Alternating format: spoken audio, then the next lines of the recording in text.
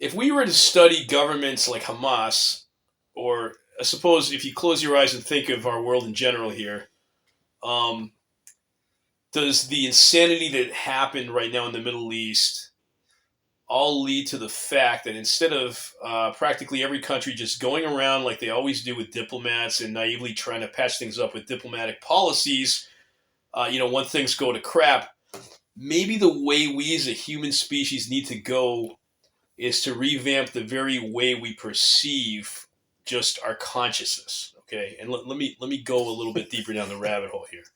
Grab your grab your cigs if you have them. All right. Uh, just as we have universally embraced physics for its technological efficiencies, okay, that kind of said understanding of science or just mechanics has brought upon us and benefited countries all over the world. Okay, does that make sense so far? Just as physics has taught us that there are absolute objective truths that we can all benefit from. All right.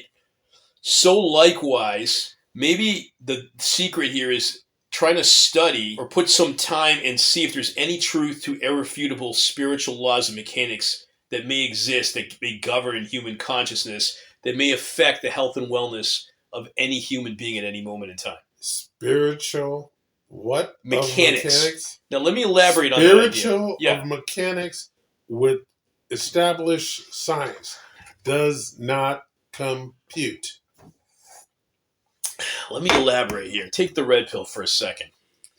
All right, spiritual laws of mechanics. This term that I'm proposing is the idea that there are almost like mechanical like laws of cause and effect that happen due to decisions we make that are not necessarily measurable the way physics laws are, where we can quantify mass and energy, but we can look at cause and effect in terms of statistical probability, whether a decision will benefit a human and enhance their health and wellness, or really fuck them up and make them bring up a higher chance of them dying easier. Okay, You're talking chaos theory. I guess I'm talking chaos theory, and I think that if we really any society went like got to the bottom of that and really took the time in a good season to study that stuff, okay, and figured out what are the universal laws, if there are any, of cause and effect, that if we obeyed certain principles, almost like the way physics laws are irrefutable, and we really respected these principles, we may be able to arrive to a place where if we just accepted, well, this is almost more canon than not. This is more absolute objective truth than not, okay? If we follow and abide by these principles, by default, we're going to live a healthier lifestyle, like individually, communally, sociologically, nationally, and then eventually on the world stage. Okay? The closest thing we have to that are probably major religions that try to teach you virtues in their own state, and of course, each one has their own belief in God or their deity. But at the end of the day, there are certain rules that abide that seem to promote a healthier lifestyle for the individuals who practice those religions. Is that fair? No. No? No. I'd say some of the major ones. Would you, in world history, there have been a large number of wars that were caused and started because of religion. Okay, so all right, I got a counterpoint for that. Are the people that started those wars that were in power in the name of some religion actually really practicing the foundations of what that religion was teaching? Or did they weaponize some of the principles of those teachings in that religion and use it to exploit and influence people and then make them believe in a cause that actually isn't part of what the original themes of those religions are pushing? Great example, the Crusades, right? In Christianity, the Crusades were pretty barbaric, right, in the Middle Ages. Okay. Okay. The expansion of divine providence to just want to go and expand and exploit indigenous populations and colonize them, but instead of actually maybe assisting them to live spiritually better lives and giving them their just due rights of being the natives of those lands, maybe some individuals use this sort of spirit of elitism and exploited their biblical principles that they originally had and twisted them in such a way where they could benefit from power. the Catholic Church is notorious for doing this in the Middle Ages, right? Creating governments that kind of weaponize the Well, Bible. not just the Middle Ages. Get the Protestants and Okay, Catholics were okay. So fighting, and others. does that make the purity of that said religion though toxic? Like the original principles of like the Golden Rule or the principles of wisdom found in the Book of Proverbs. Well, when you have your religious leaders giving you interpretations of the rules per se of your religion, who's human?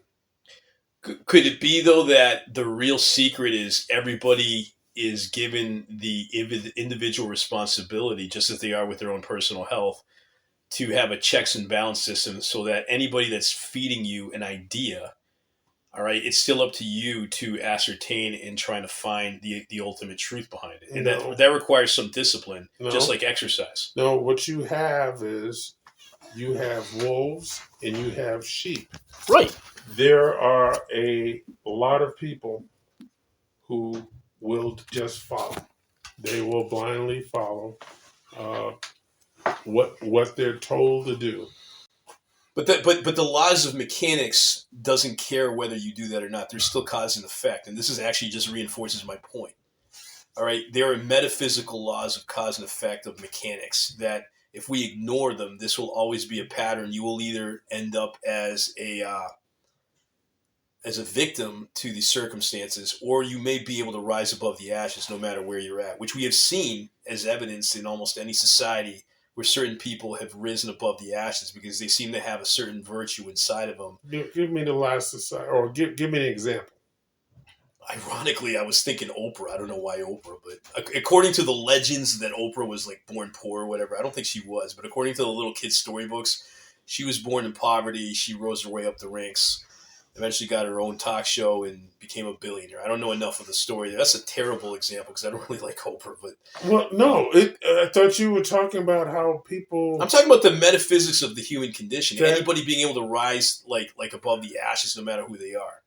It doesn't have to be a biblical hero. It's just the no, human well, condition. we were. I thought we were talking about on the religious that someone who believed in, let's say, a priest who was speaking the gospel, If you're but living, if you're living by, I, if you're living vicariously through what a priest is telling you, and you're being spoon fed all your thoughts that are supposed to be deep by a third person, but you don't actually take the time to kind of meditate and formulate your own personal, as they say, spiritual walk with the Creator, assuming there is one, right? I'm trying to speak impartially here, and take that time to spend that odyssey and develop your own mind, body, spirit, and be real with yourself. Well, you're at the mercy if that priest or that holy leader or that role model f's up for whatever reason, you're going to be crushed.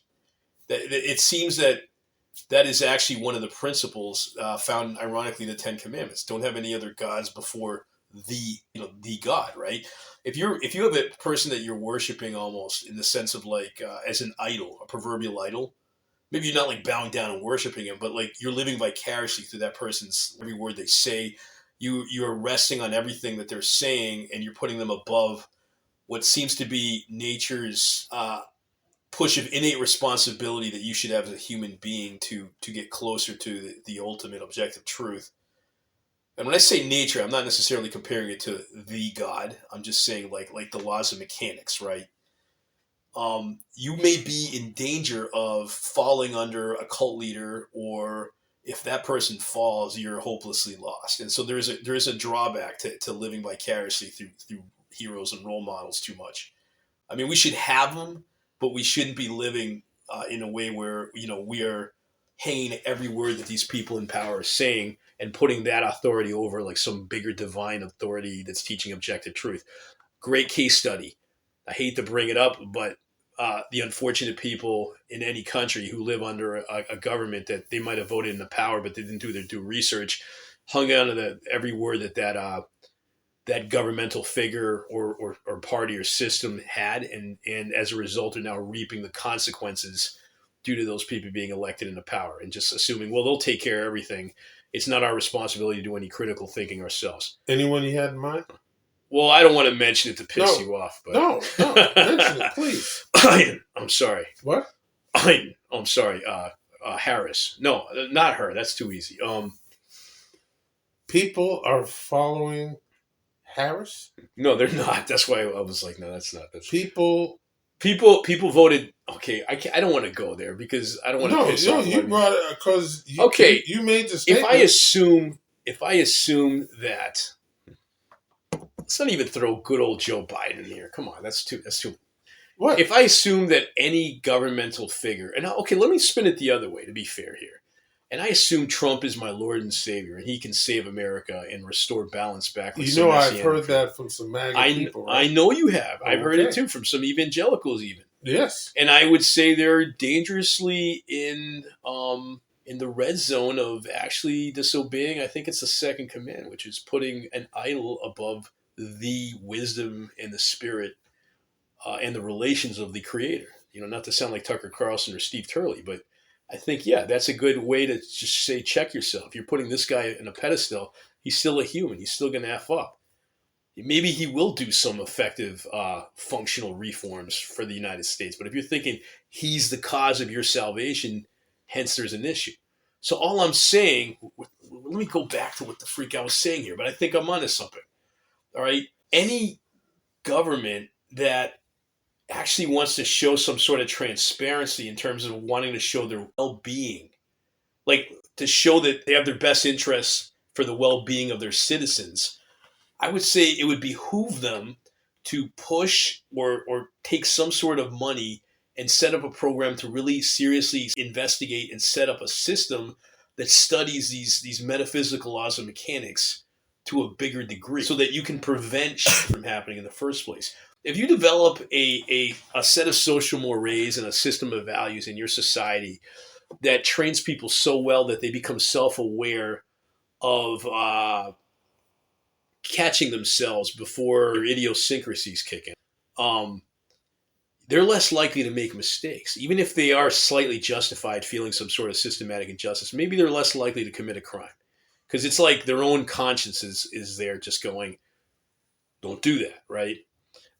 They're also given the ability to develop enough wisdom to problem solve and or just create their own economic prosperity, if that's possible, individually or as a collective commune, you know, and then just help the community that way, right? If you could teach people values that will involuntarily resonate because they are aware of how their own human consciousness works in terms of these like sort of laws and mechanics that govern human behavior. Like, now, I'll give you a perfect example here. What I'm talking about. I steal something. There's going to be an effect, right? There's going to be an effect because of me stealing something. That's not a scientific principle, but it's definitely like some sort of a metaphysical law that is observant if we study history, right? So, I invade a country. No. I massacre a bunch of people. There is an effect. Stay right there. I'm right. I'm So sitting right here.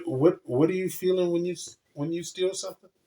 Well, I feel guilt, shame, I suppose. Really? Or you could feel the thrill that you got away with something, so it won't take 2 seconds before you get that thrill again by stealing something else. Right, but if I'm aware of how my own dopamine kicks can work against me in the long run, because I see the inevitable doom of a life of either, you know, I'm addicted to being a kleptomaniac, right, or any kind of an addict for something, I might be able to have a little bit more foresight into my future. No, but you're not a kleptomaniac. No, but my point is, if you develop that kind of education system for people, right? So it's just the knowledge that stealing is wrong. The knowledge and the meditation of being able to visualize the roots of cause and effect. You can even throw in history lessons in here by showing when in history have people that have been constantly, continuously evil ever like risen to the top and found success. It's never happened as far as I can know and tell in history. It's like the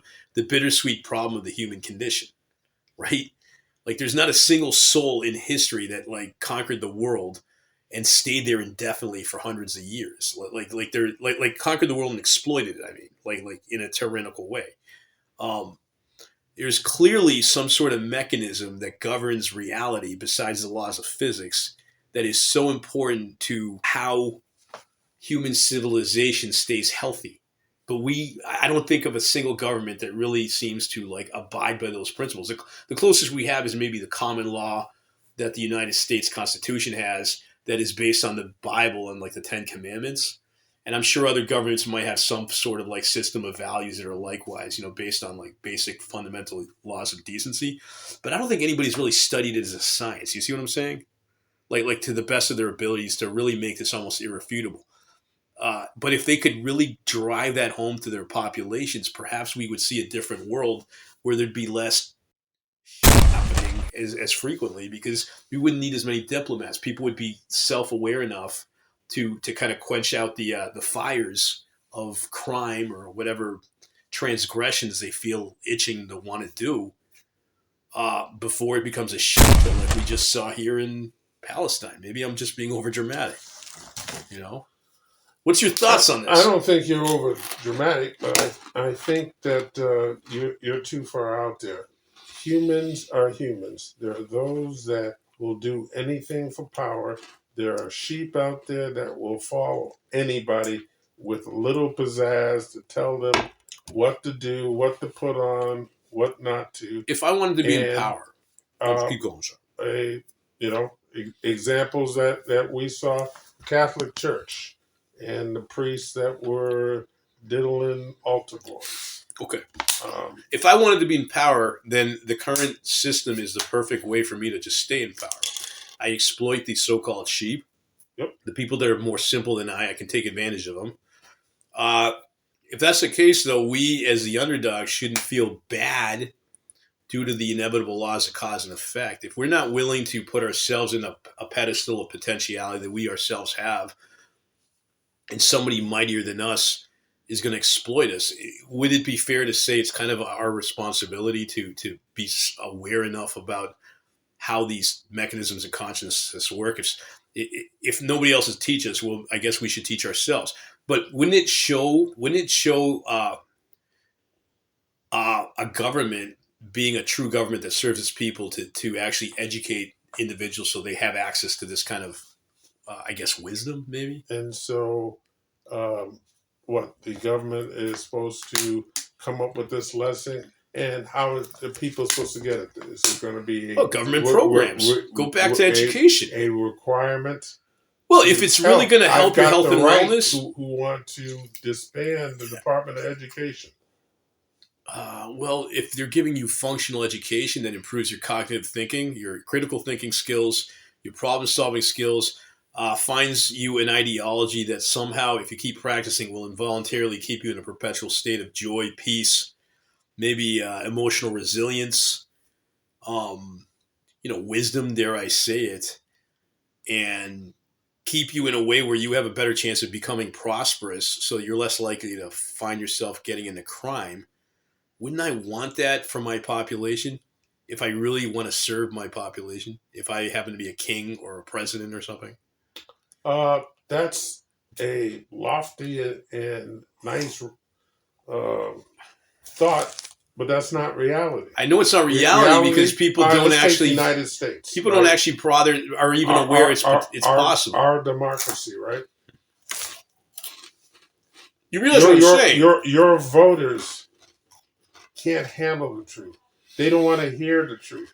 If you tell them that, yes, in order for us to have a balanced budget, I need to raise your taxes, guess what? They will not vote you in because, again, they don't want to hear the truth. They want to hear the truth. Handle the truth. So might makes right. The people that are mightier and smarter than you will exploit you. I'm not saying that's not what reality is currently. I'm saying what I'm proposing is on the old Schrodinger equation and the multiverse, one timeline of reality that is possible for the majority of the human race if we actually were exposed to realizing this is a potential reality we could all have.